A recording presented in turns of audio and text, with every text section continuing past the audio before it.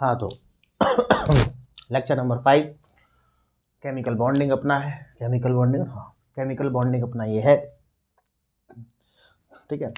तो अब तक अपन इस चैप्टर के अंदर मतलब इस यूनिट के अंदर काफ़ी सारी चीज़ें पढ़ चुके हैं। इसके अंदर जो मैंने आपको एक हाइब्रिडाइजेशन सिखाया था, जो ABL फॉर्मूले के बेस पे सिखाया था मैंने, एक ट्रिक के बेस पे कि ABL, जिसके अंदर अपन को हाइब्रिडाइजेशन तो पता लगता ही है, साथ में उसके नंबर ऑफ लोन पेयर्स भी क्या लगते हैं, पता लग जाते हैं। तो एक तो वो चीज़ अपना थोड़ी सी काम आएगी आज उसी के बेस पे निकाल देंगे आधा से ज़्यादा बॉन्ड एंगल, क्योंकि आज अपन पढ़ने वाले हैं क्या, बॉन्ड एंगल जिसको क्या बोलते हैं शॉर्ट में BA। क्या पढ़ने वाले अपन, ये बॉन्ड एंगल पढ़ने वाले हैं, ठीक है। दूसरी चीज़ मैंने एक रिपल्शन बताया था कि लोन पेयर रिपल्शन होता है, lone pair bond pair repulsion होता है, फिर बॉन्ड पेयर रिपल्शन होता है। तो कौन सा ज़्यादा होता है, लोन पेयर वाला। उसी के साथ में मैंने मल्टीपल बॉन्ड वाला भी बताया था बेटा, वो भी काम आएगा। दूसरा EN, ये साइज देखना आपके काम आएगा। अब बेसिक यहीं से चालू करता है, सीधा बॉन्ड एंगल, सीधे सवाल करने हैं, सीधा पुट सवाल से आते हैं अपना पर। पहली चीज सबसे पहले आपको जो बॉन्ड एंगल देखना है वो किसके बेस पे देखना है, हाइब्रिडाइजेशन के बेस पे। तो मैं क्या लिख सकता हूँ यहाँ पर, टाइप ऑफ हाइब्रिडाइजेशन। सबसे पहले ही क्या देखना है तुमको, हाइब्रिडाइजेशन का टाइप देखना है कि कौन सा हाइब्रिडाइजेशन यहाँ पर हो रहा है। सबसे पहली चीज ही ये देखनी है। दूसरी चीज आपको यहाँ पर क्या देखनी है, नंबर ऑफ लोन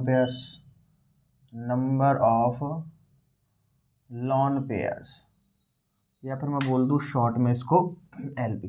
सबसे पहली चीज देखनी है हाइब्रिडाइजेशन, दूसरी देखनी है नंबर ऑफ लोन पेयर्स, तीसरा देखना है मल्टीपल बॉन्ड रिपल्शन, तीसरा देखना है क्या, मल्टीपल बॉन्ड, MB को मल्टीपल बॉन्ड रिपल्शन,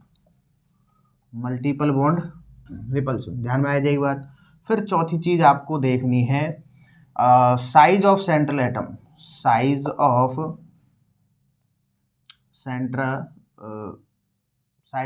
एटम, या फिर मैं इसको शॉर्ट में लिख दूं साइज ऑफ सेंटर एटम, या EN ऑफ सेंटर एटम। या तो सेंटर एटम का साइज देखना है, या सेंटर एटम की तुमको क्या देखनी है, EN देखनी है। पांचवी चीज जो कि बहुत लास्ट में काम आती है, कोई ज्यादा आ भी जाती है, काफी बार बहुत अच्छे से काम आती है होने को तो खैर। और पांचवी होती है अपने पास साइज ऑफ टर्मिनल एटम। बस ये चीजें तुमको देखना आनी चाहिए। अगर तुम ये चीज देख सकते हो किसी भी क्वेश्चन के अंदर, तो इसका मतलब है कि तुम बॉन्ड एंगल का सवाल लगाकर आ जाओगे डेफिनेटली। आप बॉन्ड एंगल का सवाल लगा के आ जाओगे। सबसे पहले जो काम करना है वो क्या देखना है अपन को, हाइब्रिडाइजेशन, कि इसमें हाइब्रिडाइजेशन क्या है। अगर सब में हाइब्रिडाइजेशन सेम होगा तो फिर जाना है अपन को लोन पेयर्स में। लोन पेयर सारे सेम होंगे तो फिर बॉन्ड्स के रिपल्शन पे देखना है। बॉन्ड्स के रिपल्शन भी सेम होगा तो अपन को सेंट्रल एटम देखना है। सेंट्रल एटम भी सेम होगा तो अपन को टर्मिनल एटम देखना। हो सकता है काफ़ी सवाल तुम्हारे यहीं पर ख़त्म होंगे, काफ़ी फिर यहाँ तक आएंगे, यहाँ तक आएंगे, यहाँ तक आएंगे, और यहाँ तक भी सवाल तुम्हारे आ सकते हैं। बात समझ में आई, इसको नोट करो। यहीं से क्वेश्चन को अपन चालू करेंगे अब, ठीक है। पहला ही मैं ले रहा हूँ यहाँ पर, number of type of hybridisation में बॉन्ड एंगल निकालना। अगर बॉन्ड एंगल, पहली सिचुएशन ये ले रहा हूं मैं क्या, टाइप ऑफ हाइब्रिडाइजेशन, या फिर मैं ले रहा हूं हाइब्रिडाइजेशन के बॉन्ड एंगल क्या होता है, बॉन्ड एंगल हाइब्रिडाइजेशन का क्या होता है, inversely proportional. Bond angle hybridisation के क्या होता है, हाइब्रिडाइजेशन के इनवर्सली प्रोपोर्शनल होता है। ये बात ध्यान रख लेना। अगर हाइब्रिडाइजेशन बढ़ता हुआ चल जाएगा, बॉन्ड एंगल घटता हुआ चल जाएगा, हाइब्रिडाइजेशन कम होता हुआ ज़्यादा होता हुआ चल जाएगा, बॉन्ड एंगल कम, अगर हाइब्रिडाइजेशन कम होता चल जाएगा तो बॉन्ड एंगल ज़्यादा होता। जैसे कि एक बात बताऊँ मैं तुमको, अगर मैं SP है तो SP की स्ट्रक्चर कैसी रहती है कुछ, तो इनमें बॉन्ड एंगल क्या है, ज़्यादा। अगर यहीं पर स्ट्रक्चर SP2 आ जाए तो बॉन्ड एंगल क्या हो गया, कम। अगर यहाँ पर स्ट्रक्चर SP3 आ जाए तो बॉन्ड एंगल क्या हो गया, और ज़्यादा कम। आई बात समझ में। तो इस तरीके से जैसे कि जैसे हाइब्रिडाइजेशन यहाँ पे घटता चल जाएगा, बॉन्ड एंगल बढ़ता चल जाएगा। बात आई समझ में, ठीक है।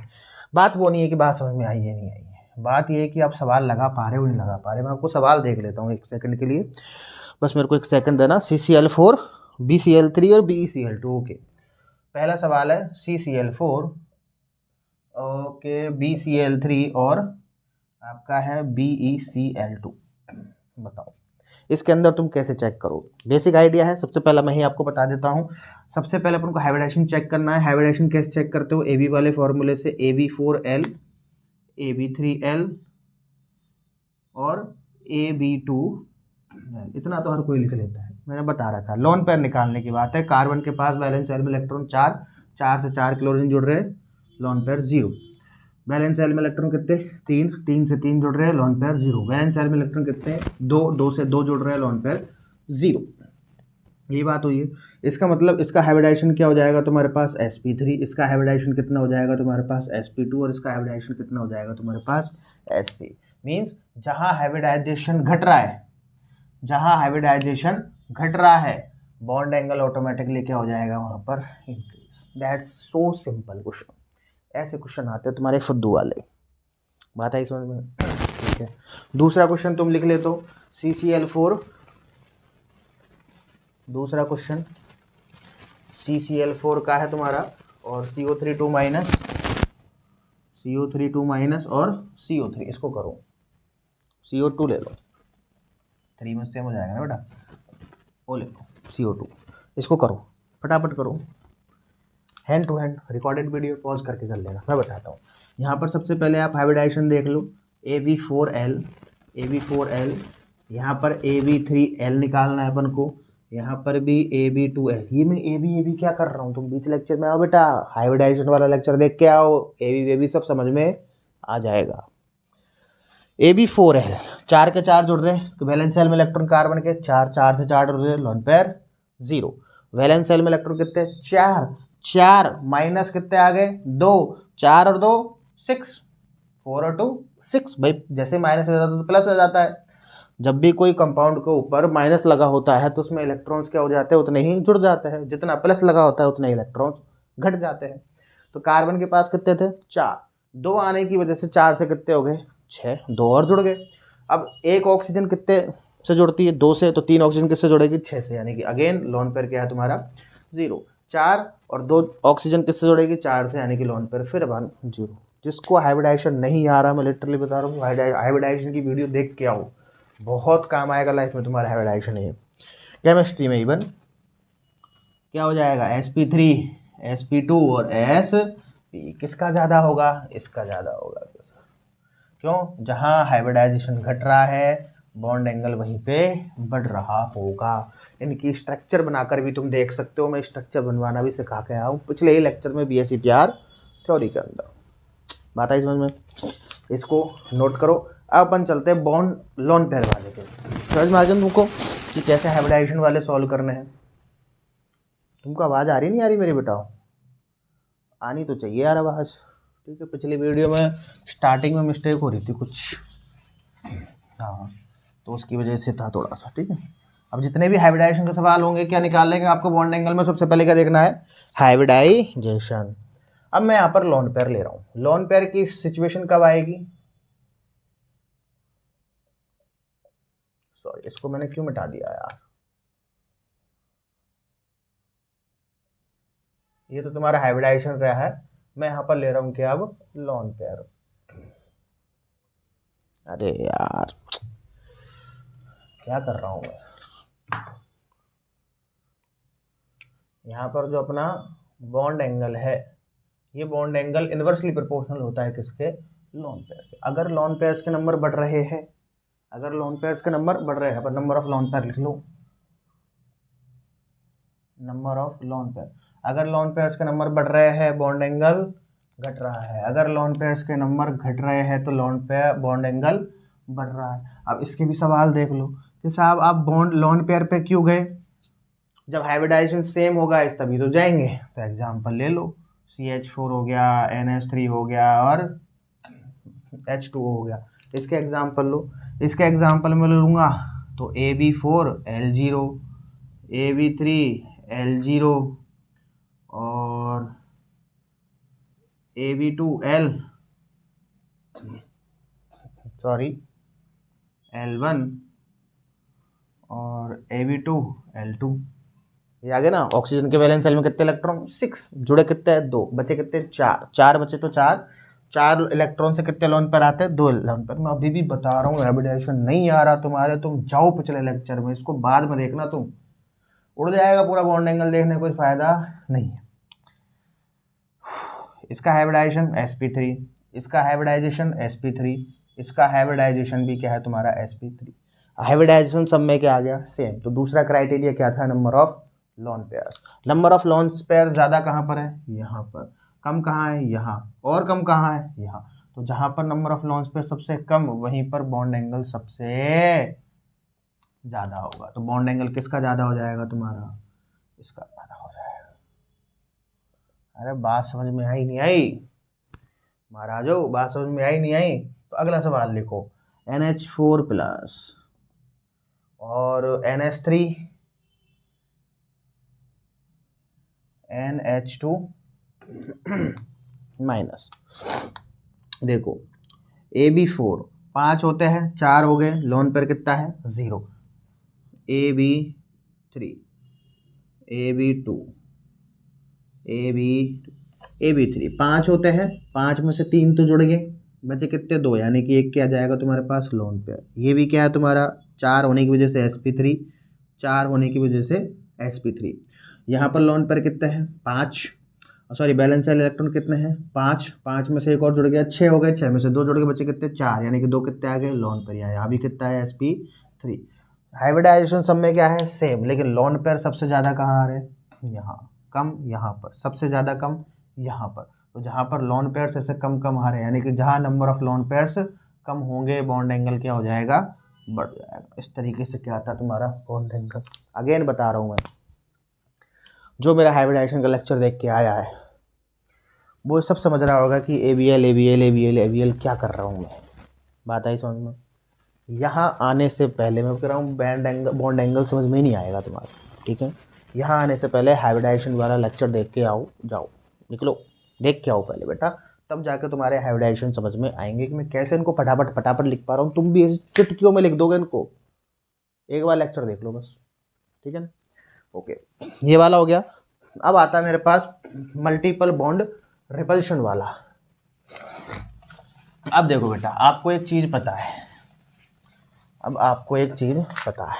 Multiple bond repulsion. अगर मैं बात करूं, अगर मल्टीपल बॉन्ड और मल्टीपल बॉन्ड आ जाए, मल्टीपल बॉन्ड और सिंगल बॉन्ड आ जाए, और सिंगल बॉन्ड और सिंगल बॉन्ड आ जाए, तो सबसे ज़्यादा रिपल्शन कहाँ होगा? मल्टीपल बॉन्ड में। उससे कम कहाँ होगा? मल्टीपल सिंगल बॉन्ड में। और वहाँ से कम क्या होगा? सिंगल बॉन्ड के बीच में रिपल्शन होगा। ये कहने का मतलब क्या है कि अगर मेरे यहाँ पर 2 बॉन्ड है तो ये दोनों आपस में एक दूसरे को बहुत दूर फेंक देंगे, क्योंकि सबसे ज़्यादा रिपल्शन होगा। तो इनके बीच में जाहिर सी बात है, जितने ज़्यादा दूर जाएंगे, तो अभी तो बॉन्ड एंगल कितना है? केवल इतना। अब मान के चलो इनने आपस में फेंक के ये यहाँ ले आए, तो इनके बीच का बॉन्ड एंगल क्या हो गया? बढ़ गया। ऐसे ही अगर मैं इसकी बात करूँ, ये डबल बॉन्ड और सिंगल बॉन्ड, तो रिपल्शन तो होगा लेकिन थोड़ा सा कम होगा। रिपल्शन तो होगा लेकिन थोड़ा सा कम होगा। बॉन्ड एंगल बढ़ेगा लेकिन कोई खास इसकी तरह बढ़ेगा नहीं। सिंगल बॉन्ड और सिंगल बॉन्ड में रिपल्शन देखे तो बहुत ही ज़्यादा कम रहता है, तो बहुत ज़्यादा इफेक्ट उस पर पड़ेगा नहीं। कहने का मतलब क्या है, जहाँ पर मल्टीपल बॉन्ड के बीच में रिपल्शन आ रहा है, उसका बॉन्ड एंगल हमेशा बढ़ जाएगा। मल्टीपल बॉन्ड सिंगल बॉन्ड के कंपेयर में, और सिंगल बॉन्ड में तो और भी ज़्यादा कम होता है। बात आई समझ में? ऐसे ही तुम्हारा, मैं तुमको इसके वैसे एग्जाम्पल से नहीं कराऊंगा, ठीक है? एक सेकंड मेरे को टाइम दो तुम, मैं तुमको एक चीज़ बताता हूँ, ठीक है? ओके, SOCl2, इसका एग्जाम्पल लेते हैं। मैं तुमको एक स्ट्रक्चर ही बना के बता देता हूँ सीधी। SOCl2, मैं सवाल बता रहा हूँ तुमको, क्वेश्चन बता रहा हूँ। मैं तुम्हारे सामने एक स्ट्रक्चर दे रहा हूँ ये, ठीक है? और मैंने तुमको 2 चीज़ें दी है। मेरे को ये जो ये है ना, ये इन दोनों के बीच ये है x, और इन दोनों के बीच ये है y। मेरे को बात बताओ,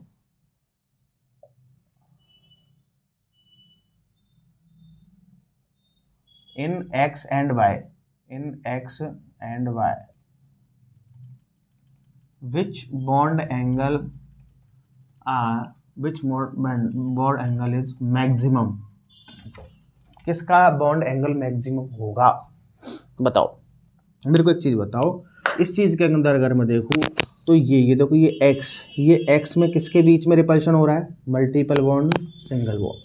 y में किसके बीच में हो रहा है? सिंगल बॉन्ड और सिंगल बॉन्ड। तो जाहिर सी बात है रिपल्शन ज़्यादा किस में होगा? कंपैरिजन में अगर देखें तो x में ज़्यादा होगा। ज़्यादा रिपल्शन होगा मतलब एक दूसरे को ज़्यादा दूर फेंकेंगे, और ज़्यादा दूर फेंकेंगे तो उनका बॉन्ड एंगल ज़्यादा बढ़ जाएगा। तो यानी कि अगर मैं देखूँ बॉन्ड एंगल का जो ऑर्डर देखूँ तो x का बॉन्ड एंगल ज़्यादा होगा किसके कंपेयर में? y के कंपेयर में। ये चीज़ तुम बता पा रहे हो? इसी टाइप के कुछ सवाल आपको टपक सकते हैं। x का ज़्यादा होगा और किसका? y का। कोई भी स्ट्रक्चर फॉर्म कर देगा, स्ट्रक्चर नहीं देगा आपको, सीधा इसका नाम लिख के भी दे सकता है। अगेन एक बेहतरीन एग्जाम्पल के साथ बताता हूँ मैं तुमको, आई थिंक आई हैव, ठीक है। अब आपको कंपैरिजन कैसे करवाएगा वो? अब एक प्रॉपर क्वेश्चन के अगर फॉर्म में अगर मैं बात करूँ तो ClO2 और OCl2,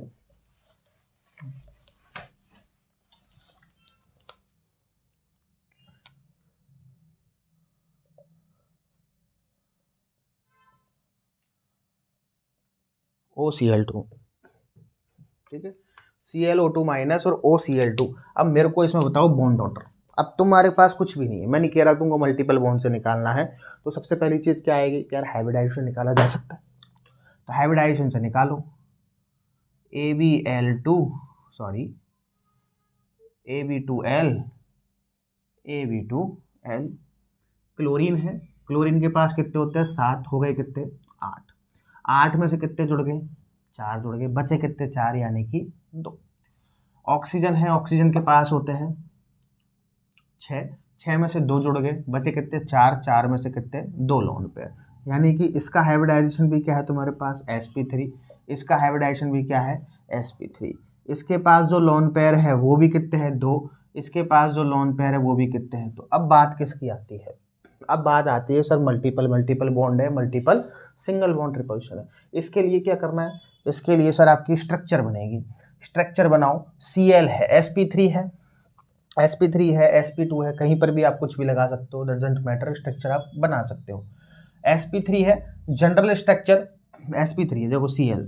अब जैसे कि ये Cl है, ठीक है, इसकी जनरल स्ट्रक्चर कैसी होती है sp3 की? 4 है, टेट्राहेड्रल होती है, 1 2 3 और 1 4। कुछ इस तरीके की स्ट्रक्चर होती है, मैं बता देता हूँ, 1 2 3 4, सॉरी ये 3 4 ऐसी स्ट्रक्चर होती है टेट्राहेड्रल। मेरे को कितने लोन पेयर लगाने हैं? 2 लोन पेयर लगाने हैं कि साहब मैं पहला लोन पेयर कहाँ लगा दूँ? यहाँ पे। दूसरा लोन पेयर कहाँ पे लगा दूँ मैं इसको साहब? यहाँ पे। दूसरा अभी नीचे लगाने की जगह मैं यहाँ लगा दूँ, दोनों लोन पेयर को कहाँ शो कर दूँ? यहाँ पे। आपको प्रॉपर स्ट्रक्चर पर ध्यान देना है। यहाँ पर अपन को क्या देखना है केवल कि रिपल्शन कैसे हो रहा है, ठीक है। प्रॉपर स्ट्रक्चर की यहाँ पर अपन को बात भी नहीं करनी है। अब देखो इससे कितने ऑक्सीजन जुड़े हुए हैं? 2 ऑक्सीजन। आपको पता है ऑक्सीजन हमेशा कितने बॉन्ड से जुड़ते हैं? 2 से। लेकिन एक क्या आ रहा है? माइनस। तो एक माइनस किसी ना किसी ऑक्सीजन पे देना पड़ेगा, तो मैं इस ऑक्सीजन पे दे दूँ तो एक बॉन्ड हट जाएगा। अब देखो यहाँ पे रिपल्शन कौन सा है तुम्हारे पास? मल्टीपल बॉन्ड और सिंगल बॉन्ड। निकल के आया। दूसरी स्ट्रक्चर बना के देखते हैं। ये तुम्हारा ऑक्सीजन है, इस पे क्या जुड़ रहे हैं? 2 Cl जुड़ रहे हैं। Cl तो हमेशा ही किससे जुड़ते हैं बेटा? 2 लोन पेयर यहाँ लगा दो, क्योंकि यहाँ है। Cl तो हमेशा किससे जुड़ते हैं? सिंगल बॉन्ड से। यहाँ रिपल्शन किसके बीच में है? Single bond. यहाँ रिपल्शन में लिख भी देता हूँ, सिंगल बॉन्ड के बीच में है। यहाँ पर किसके बीच में है? सिंगल बॉन्ड और मल्टीपल बॉन्ड। जाहिर सी बात है किसका रिपल्शन ज़्यादा होता है? सिंगल मल्टीपल बॉन्ड का रिपल्शन। जितना ज़्यादा रिपल्शन उतना ही ज़्यादा बॉन्ड एंगल बढ़ जाएगा। बात समझ में आई? अगर ये बात समझ में आई तुम्हारे, तो एक बेहतरीन एग्जांपल H2SO4, जिसके अंदर अपनी सारी चीज़ें क्या हो जाएगी? कवर। ओके 19 मिनट अपन को हो चुके हैं। इसको देख लो, पॉज करके देख लो, वरना कैसे भी देख लो, ठीक है। H2SO4 इसका अपन क्या करेंगे? निकालेंगे।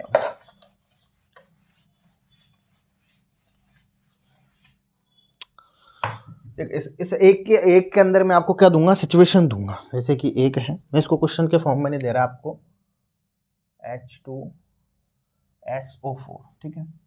इसमें सबसे पहले तो हाइब्रिडाइजेशन निकालना रहता है, ठीक है, वो चीज़ तो खैर चलो छोड़ो, अपन इसके स्ट्रक्चर की बात करते हैं। ये S है तुम्हारा, 4 ऑक्सीजन लगाने हैं मेरे को, H2SO4, 1 2 3 4, और यहाँ क्या जोड़ दूँ मैं तुम्हारे, 2 है, H भी तो है और 2 H है, जिसकी वजह से क्या हो जाएगा, ऑक्सीजन का डबल बॉन्ड, क्योंकि ये ऑक्सीजन डबल बॉन्ड से जुड़ना था। तो देखो एक इससे जुड़ गया, एक इससे जुड़ गया, एक इससे जुड़ गया, एक इससे जुड़ गया, ठीक है। अब इसमें सिचुएशंस क्या क्या रहेगी तुम्हारी, सिचुएशंस ये है कि तुमको बताना है, देखते बता दोगे। अगर ये X है तो इसके बीच में, ये है Y तो इसके बीच में, ये है तो ये Z, तो मेरे को बात बताओ किसका बॉन्ड एंगल ज़्यादा होगा, X का, Y का या Z का। आप देखते हो बता दोगे मल्टीपल मल्टीपल ज़्यादा होगा, यानी कि बॉन्ड एंगल का जो ऑर्डर है वो किसका होगा, X का, Y का और फिर Z का। मल्टीपल मल्टीपल बॉन्ड ज़्यादा रिपल्शन, ज़्यादा bond angle. Multiple bond single bond कम रिपल्शन, कम bond angle. Single bond repulsion, बहुत कम रिपल्शन, बहुत कम बॉन्ड एंगल। आई होप तुमको समझ में आ रहा होगा, मैं मेरी कोशिश पूरी कर रहा हूँ आपको इस चीज़ को समझाने की। बात समझ में आई आपके, ठीक है। अब चौथी चीज़ पे आते हैं अपन, साइज ऑफ सेंट्रल एटम। चौथी चीज़ पे आता हूँ मैं, साइज ऑफ सेंट्रल एटम।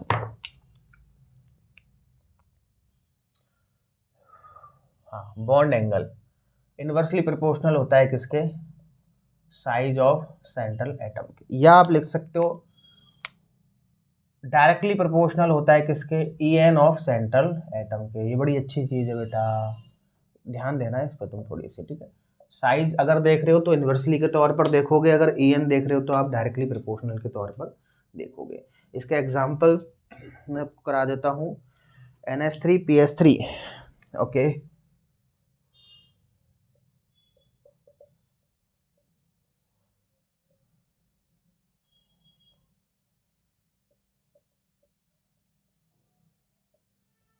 लो बताओ इसके अंदर एग्जाम्पल बताओ। बड़ा ही सीधा सिंपल सा एग्जाम्पल है, बड़ा ही सीधा सिंपल सा एग्जाम्पल, फटाक फटाक से निकाल दो।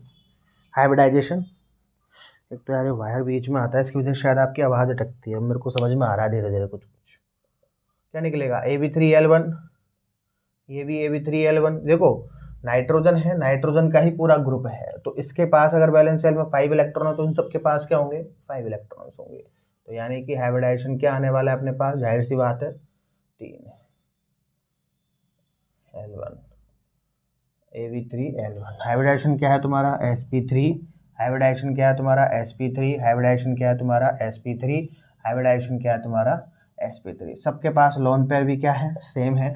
जाहिर सी बात है सारे की स्ट्रक्चर सिंगल बॉन्ड से जुड़े हुए हैं, सारे के सारे S सिंगल बॉन्ड से जुड़े हुए होते हैं, तो रिपल्शन का कोई ज़्यादा खास महत्व इसमें होगा नहीं। अरे भगवान, तो मुद्दे की बात क्या है, मुद्दे की बात है सेंट्रल एटम का साइज। या तो तुम इसका सेंट्रल एटम का क्या देख लो, साइज ऊपर से नीचे आने पर साइज क्या होता है, हमेशा बढ़ता है। यानी कि साइज सबसे बड़ा कहाँ पर, यहाँ पर, तो बॉन्ड एंगल सबसे कम कहाँ होना चाहिए, यहाँ। साइज सबसे ज़्यादा कहाँ पर, यहाँ पर, तो बॉन्ड एंगल, साइज सबसे कम कहाँ पर, यहाँ पर, तो बॉन्ड एंगल सबसे ज़्यादा होना चाहिए यहाँ पर। इन सब में अगर देखूँ तो EN जो होती है ऊपर से नीचे आने पर घटती है, तो EN सबसे ज़्यादा कहाँ होगी, यहाँ पर होगी, इसलिए इसका साइज क्या हो जाएगा, EN के प्रोपोर्शनल से देखे, अगर इलेक्ट्रोनेगेटिविटी के प्रोपोर्शनल से देखे तो बॉन्ड एंगल यहाँ ज़्यादा, साइज के प्रोपोर्शनल से देखे भी बॉन्ड एंगल यहाँ ज़्यादा, क्योंकि EN सबसे ज़्यादा यहाँ है, साइज इसका सबसे छोटा है। बात है समझ में, ओके, ठीक है। ऐसे ही तुम और दूसरे एग्जाम्पल भी ले सकते हो।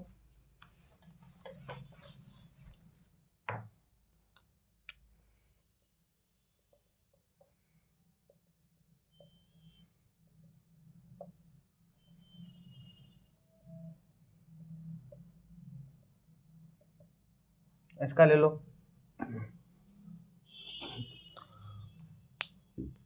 जल्दी कर दो इसका फटाफट। हाइब्रिडाइजेशन सब में सेम है, आप देख लेना, हाइब्रिडाइजेशन सब में सेम निकलेगा, देख लेना, सब कुछ सेम है। आपको क्या देखना है, साइज का फैक्टर, ऊपर से नीचे आने पर साइज क्या हो जाता है, बढ़ जाता है। सबसे कम साइज किसका है, इसका। और इन सब में देखें तो सबसे ज़्यादा EN किसकी है, इसी की। ठीक है, तो इस वजह से ये फैक्टर आ गया तुम्हारा। अब मैं जल्दी से तुम्हारा टर्मिनल एटम की बात कर देता हूँ। ठीक है, 5वें नंबर का टर्मिनल एटम की, क्योंकि लेक्चर अपना बड़ा हो रहा है। बॉन्ड एंगल जो होता है वो, बॉन्ड एंगल जो होता है डायरेक्टली प्रोपोर्शनल होता है किसके, साइज ऑफ टर्मिनल एटम। ये क्या है तुम्हारा, टर्मिनल एटम है। टर्मिनल एटम को तुम और क्या बोल सकते हो, साइड एटम भी बोल सकते हो, जो साइड में लगा होता है। जो साइड में लगा होता है वही क्या होता है तुम्हारा, टर्मिनल एटम होता है। ठीक है, क्वेश्चंस पे आ जाते हैं इसके।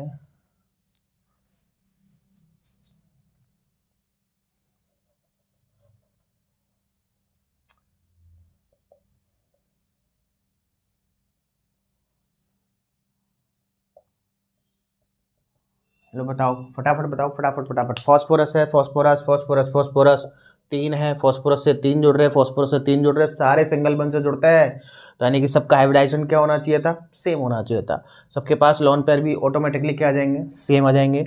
सारे सिंगल बॉन्ड से जुड़ते हैं साइड के एटम। देखो सेंट्रल एटम कौन है, ये।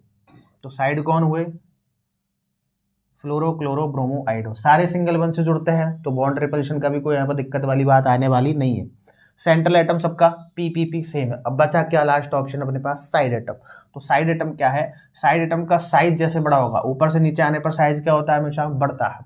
तो जहाँ साइज बढ़ता है, जहाँ साइज बढ़ता है वहीं पर क्या होता है आपका, बॉन्ड एंगल भी बढ़ता है। बस ये आपकी कोई क्या थी, कुछ बातें थी। अब यहाँ पर सबसे बढ़िया चीज, और केवल एक ही एग्जाम्पल कराऊंगा।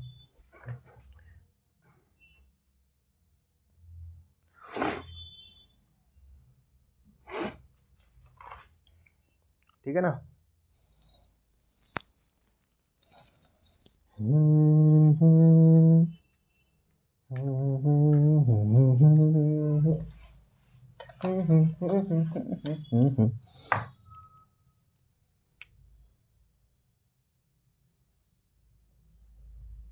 Important question.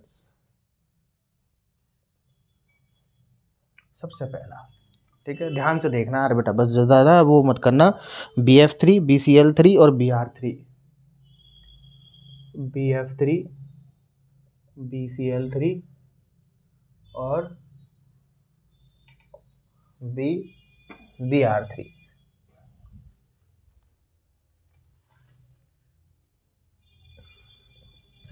ठीक है, इसके नीचे मैं और क्वेश्चंस लिख रहा हूँ, ये दूसरा, क्योंकि मैं यहाँ पर एक लाइन लिखूंगा, बड़ी इंपॉर्टेंट लाइन लिखूंगा, वो यहाँ बीच में। ठीक है, इसके बीच में मैं क्वेश्चंस फंसा रहा हूँ, BCl3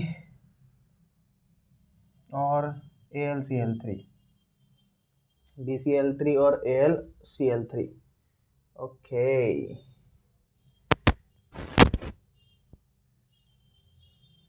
BCl3 AlCl3, इधर मैं दे देता हूँ आपको CCl4 SiCl4, CCl4 SiCl4 और CF4। ये 3 चीज़ों से आपको एक चीज़ क्लियर हो जाएगी, बहुत बड़ी वाली। एक सेकंड रुकना। ओके, आ जाओ। देखो यहाँ पर मैं एक चीज़ लिख देता हूँ, पहले एक नोट, इम्पोर्टेंट, ये 5 स्टार वाली है, जिसके बेस पर मैंने पूरा एग्जाम्पल लिए है। If in all atoms lone pair is 0, then no need to consider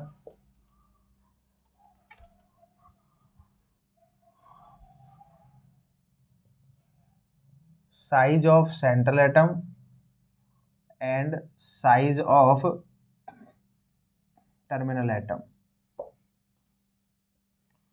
That's why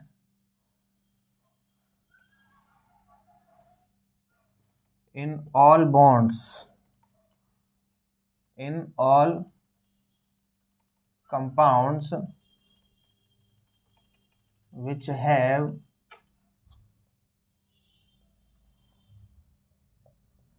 zero lone pair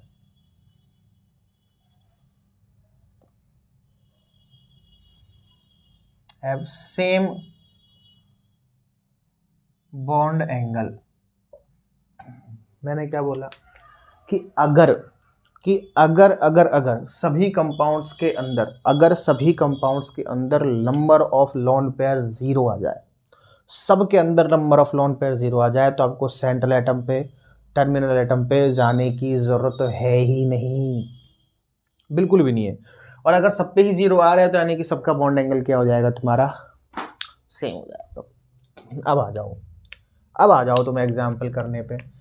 AB3L और AB3L लॉन पेयर बताओ इसके पास। बी है, 3 थे 3 जुड़ गए 0, बी है 3 थे 3 जुड़ गए 0, बी है 3 थे 3 0 जुड़ गए 0, यानी कि sp2 sp2 sp2, यानी कि लॉन पेयर सब पे क्या है, 0, यानी कि सबका लॉन पेयर, सबका बॉन्ड एंगल क्या होगा तुम्हारे पास, बराबर।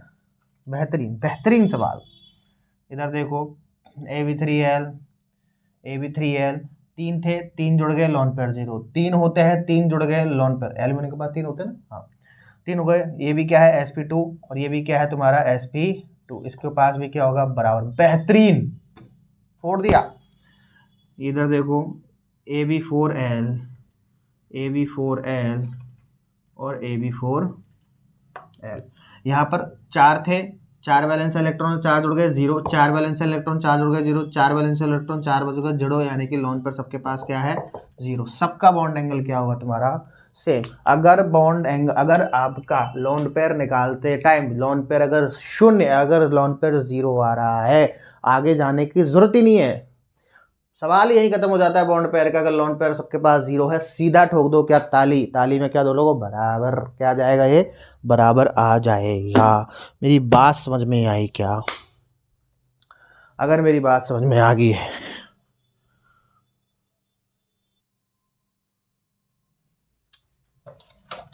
आ जाओ, मजा आ गया, तुमको तो आज मजा आ गया।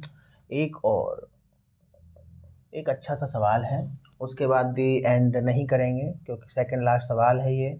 NO2 प्लस, NO3 माइनस और NO2 माइनस, इसके पास आप करके बता दो मेरे को फटाफट।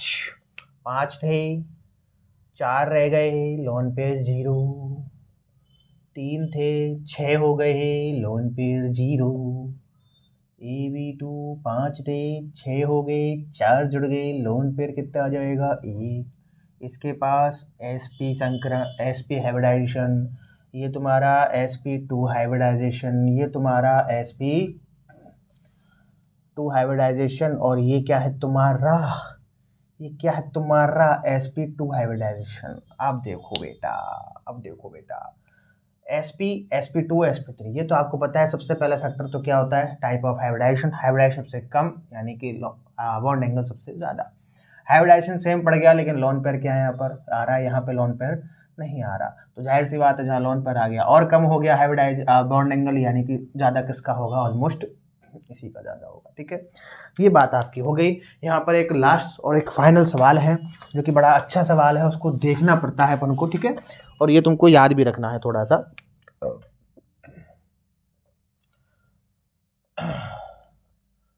which compounds bond angle are different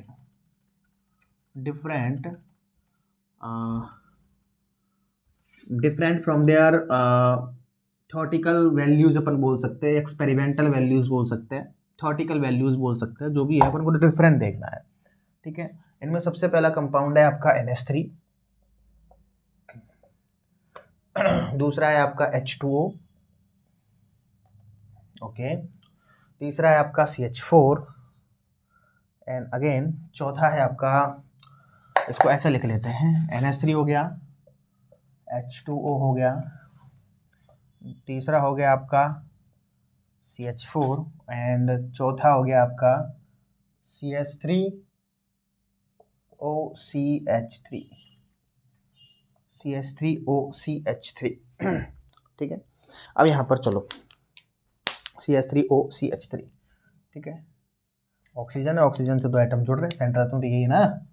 okay okay okay okay okay okay ठीक है, चलो बात करते हैं अपन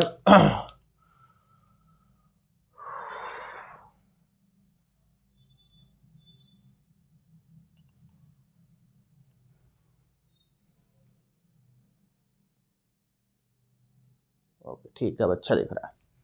देखो आ जाओ इसकी बात कर लो, क्या है ये AB3L, 5 होते हैं, 3 है, एक लोन पेयर है, ठीक है, 2 ऑक्सीजन है, 2 हाइड्रोजन है, AB2L, 6 होते हैं, 2 जुड़ गए, 4 बचे, 2 होते भी 4 है, ये भी 4 है, यानी कि ये भी sp3 है, ये भी sp3 है, हाइब्रिडाइजेशन सेम है, लोन पेयर सबके क्या है तुम्हारे अलग है, ठीक है इतना तो अपन मान लेते लोन पेयर अपना अलग है। और इधर देख रहे तो अपन का AB4 है और L क्या है 0, यानी कि ये भी sp3 यानी कि लोन पेयर 0 है। अब मैं अगर यहाँ पर बात करूँ तो सेंटर एटम कौन है तुम्हारा ऑक्सीजन, और 2 क्या जुड़ रहे हैं इससे CH3 यानी कि AB2 और L, इसके पास कितने होते हैं ऑक्सीजन के वैलेंस शेल में 6 यानी कि 2 जुड़ रहे हैं, 4 यानी कि 2। अब अरे यार ये तो बड़ी दिक्कत आ गई, आपको ये तो पता चल रहा है कि यार बॉन्ड एंगल देखो इसका भी क्या है तुम्हारा sp3 है, सबका हाइब्रिडाइजेशन सेम है, लेकिन लोन पेयर सबके अलग है।